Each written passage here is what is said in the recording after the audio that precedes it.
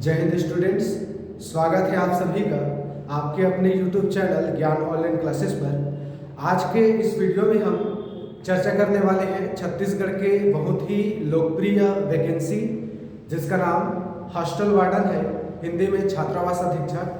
तो आज से लगभग 3 महीना पहले इस छात्रावास अधीक्षक का भर्ती हुआ था और इस भर्ती परीक्षा का जो रिजल्ट है उसका जारी व्यापम के द्वारा नहीं किया गया था और कल के डेट में मतलब 30 दिसंबर 2024 को शाम के टाइम में छत्तीसगढ़ व्यापम के द्वारा हॉस्टल वार्डन 2024 का रिजल्ट एवं फाइनल जो मॉडल आंसर है, फाइनल जो रिजल्ट है वो जारी किया गया। तो इसी संबंध में बहुत सारे अटकलें हैं, बहुत सारी बातें हैं, बहुत सारे प्रश्न हैं जो एक आम स्टूडेंट के जहन में आ रही हैं। उन सभी का इस वीडियो में हम निराकरण करने का प्रयास करेंगे और ये भी जानेंगे कि इस एग्ज़ाम का जो एग्ज़ाम का लेवल था हॉस्टल वार्डन का, उसके अकॉर्डिंग फाइनल कटअप क्या जा सकता है, क्योंकि अभी जो कटअप लिस्ट है, टॉप 10 लिस्ट है और जो फाइनल जो सिलेक्शन लिस्ट होता है जो PDF व्यापम जनरली जारी कर रहा था उसको अभी जारी नहीं किया गया है। तो ये हम केवल अनुमान लगा सकते हैं कि क्या हो सकता है, क्या नहीं हो सकता है। तो चलिए वीडियो में बने रहिए। पहली बार आए हैं तो चैनल को सब्सक्राइब जरूर कीजिए। चलिए, तो आप सभी के लिए बहुत ही एक तो खुशी की बात है कि हॉस्टल वार्डन 2024 का रिजल्ट जारी कर दिया गया है, क्योंकि इतने दिन से इसका रिजल्ट आ ही नहीं रहा था, इंतजार था बहुत दिनों से। तो फाइनली 3 महीने के बाद में छात्रावास अधीक्षक 2024 का रिजल्ट छत्तीसगढ़ व्यापम ने जारी कर दिया गया। लेकिन जैसे ही रिजल्ट जारी किया व्यापम ने, उसी के साथ में कुछ सवालिया निशान, कुछ प्रश्न चिन्ह उठने लगे कि इस भर्ती पेपर का जो कटअप है क्यों जारी नहीं किया गया। पहले जैसे रिजल्ट जारी होता था तो आपका जो रिजल्ट का इंडेक्स मिलता था उसमें आपका नंबर के साथ में आपका category rank, overall rank, female है तो फीमेल रैंक, ये सारा चीज उसमें दिखाया जाता था। लेकिन अभी व्यापम ने इसमें से किसी भी प्रकार के कोई भी रैंक या लिस्ट की जानकारी नहीं दी है। केवल आपके व्यापम के प्रोफाइल में आपका जो नंबर है, आपने जो फर्स्ट पेपर कहने का मतलब आपका जो पहला भाग था कंप्यूटर का, उसमें आपने कितना नंबर पाया है 30 में से, और जो सेकेंड पार्ट आपको बांटा था 70 नंबर, उस 70 में आपने कितना पाया है और दोनों मिला के टोटल कितना नंबर आपको मिला है, इन बस नंबरों की जानकारी आपको दी गई है। तो विद्यार्थियों के मन में प्रश्न ये है कि सर क्या होने वाला है आगे, कोई घपला तो नहीं हो रहा है व्यापम के द्वारा। तो देखिए, एज अ टीचर और एज अ कॉम्पिटिटर हमको ऐसा बिल्कुल नहीं सोचना चाहिए कि किसी भर्ती परीक्षा में कोई भी धांधली की गई होगी, क्योंकि सरकार प्रतिबद्ध है पूर्ण पारदर्शिता के लिए। और हमने अपने कई मित्रों से जो हॉस्टल वार्डन पहले से हैं उनसे बातें की, उन्होंने बताया कि अभी व्यापम ने केवल रिजल्ट जारी किया है। क्यों?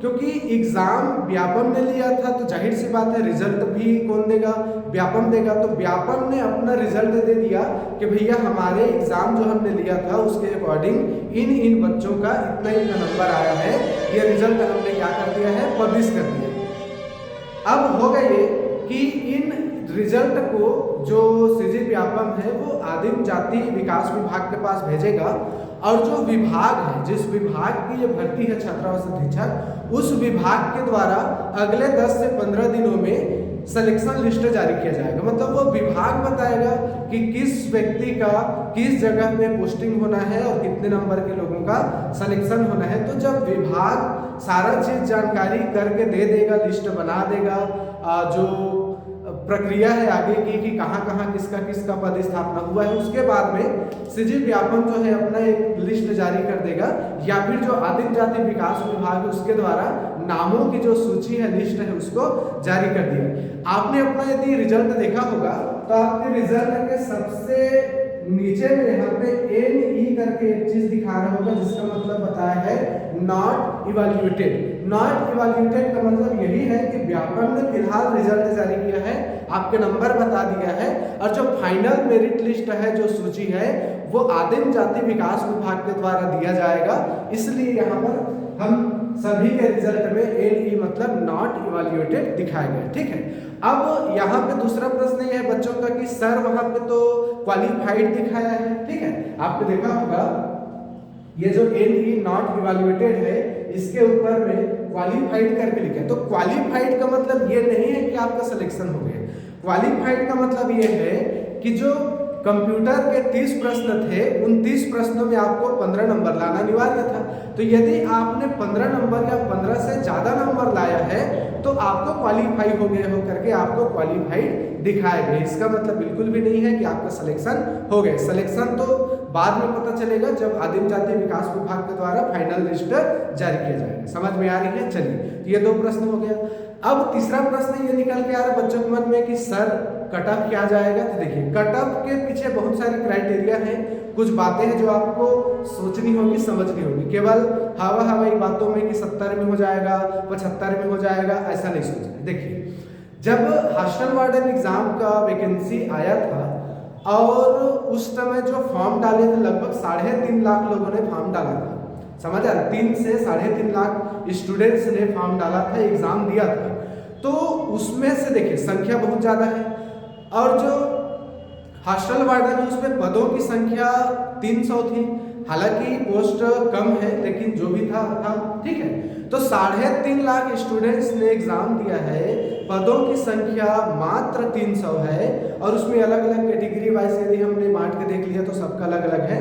अनरिजर्व में 114 है और अलग अलग कैटेगरी में अलग अलग उसमें बताया गया। ठीक है, तो पदों की संख्या को देखते हुए और जो स्टूडेंट जिन्होंने एग्जाम दिया है उसके देखते हुए देखा जाए और साथ में आपको एग्जाम का जो पैटर्न हुआ इस बार सीजी व्यापम का, पिछले जितना भी एग्जाम का व्यापम का जो एग्जाम हुआ है उसके पैटर्न से बिल्कुल अलग था।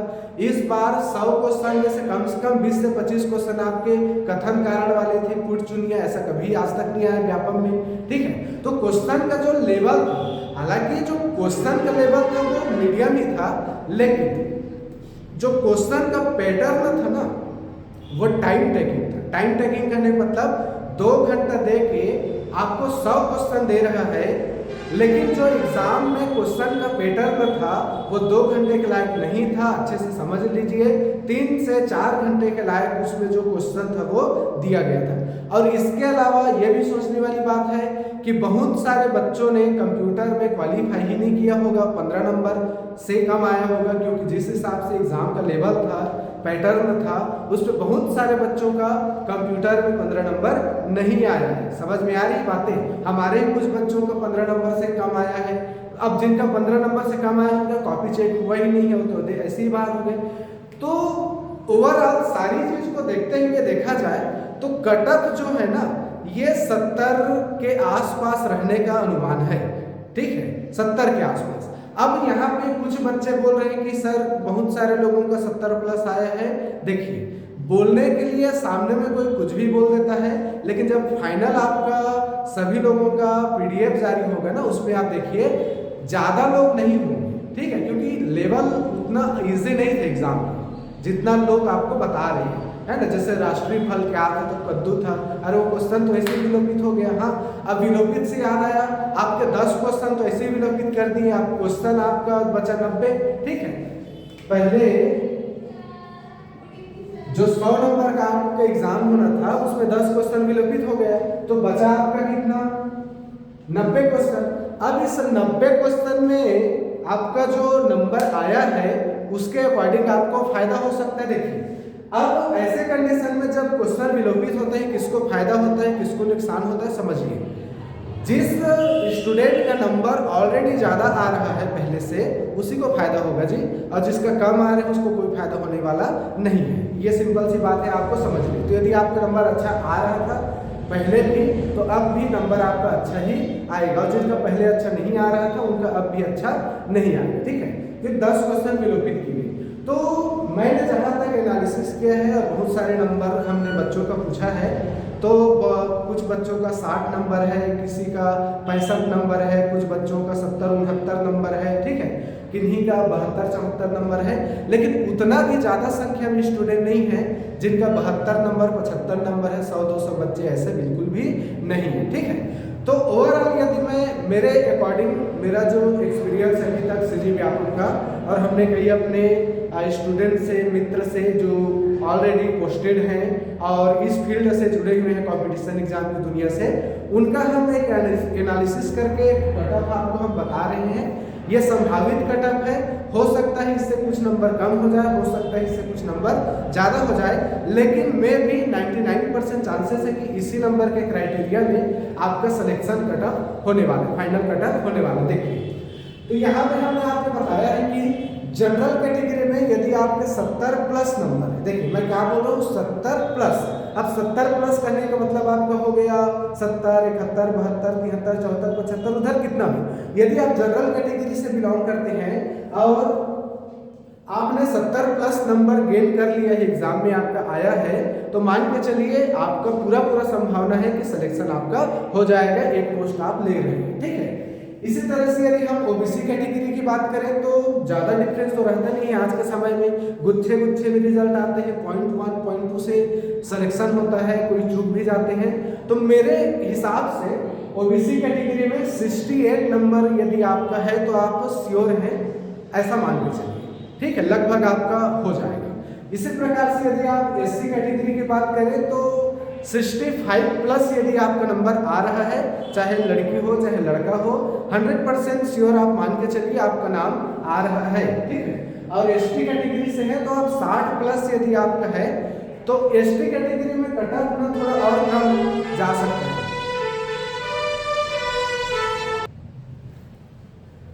तो यदि आप एसटी कैटेगरी से बिलोंग करते हैं तो एसटी कैटेगरी में मान के चलिए 60 प्लस यदि आपका नंबर है तो आपका सिलेक्शन होने के बहुत ज़्यादा चांसेस है।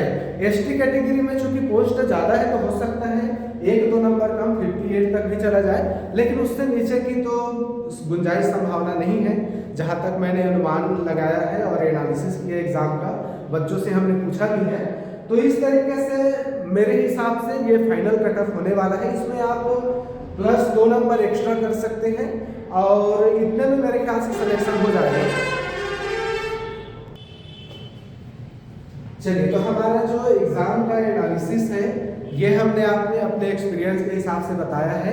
देखिए, मैं ऐसा क्यों बोल रहा हूँ, क्योंकि जो हमारा जनरल कैटेगरी है ना, इस जनरल में टोटल 114 पोस्ट है और 114 पोस्ट बहुत होते हैं भाई। और जिस हिसाब से एग्ज़ाम आया है, ना सरल है ना कठिन है, लेकिन टाइम टेकिंग ज़्यादा था, तो उसके अकॉर्डिंग यदि देखा जाए तो 114 आदमी 70 प्लस निकल जाए, ऐसा मतलब अभी तक तो शायद नहीं हुआ है किसी एग्ज़ाम में, शायद अब हो जाए वो अलग बात है। लेकिन 114 आदमी पूरे छत्तीसगढ़ में जो 70 नंबर प्लस लाए होंगे, संभावना हो भी सकता है और नहीं भी हो सकता है। तो एक यदि आप मान के चलिए 114 आदमी जो 70 प्लस वाले आते हैं, उसके बाद भी मैंने जो कट ऑफ निकाला है लगभग ठीक ही निकाला है कि यदि 70 आदमी 70 नंबर पाने वाले जो स्टूडेंट हैं 114 भी हो गए तो बाकी जो बचेगा आपका कैटेगरी में तो आ जाएगा। तो इस अकॉर्डिंग से यदि मैं देखूं तो ये फाइनल कट ऑफ जाने वाला है हॉस्टल वार्डन में।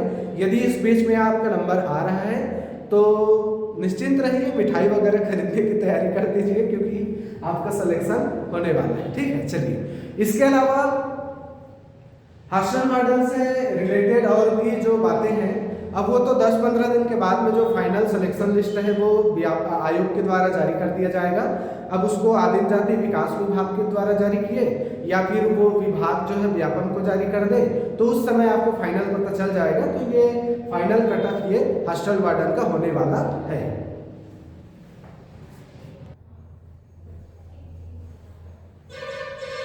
चलिए, तो आज के इस वीडियो में यहीं तक हमने आपको हॉस्टल वार्डन से रिलेटेड सारे क्वेश्चन और सारे डाउट सब चीज़ का जवाब दे दिया है। अब बस इंतजार कीजिए फाइनल सिलेक्शन लिस्ट का। जिस दिन लिस्ट आएगा उस दिन हम आपको निश्चित रूप से अवगत कराएंगे। चैनल को सब्सक्राइब करके रखिए, लाइक कीजिए, शेयर कीजिए, कमेंट कीजिए और अधिक से अधिक दोस्तों को बताइए। हमारे यहाँ पूर्णतः निःशुल्क कोचिंग क्लासेस CGPSC और व्यापम की दी जाती है। चलिए, तो आप सभी को ऑल द बेस्ट, पढ़ते रहिए, मस्त रहिए, ऑल द बेस्ट।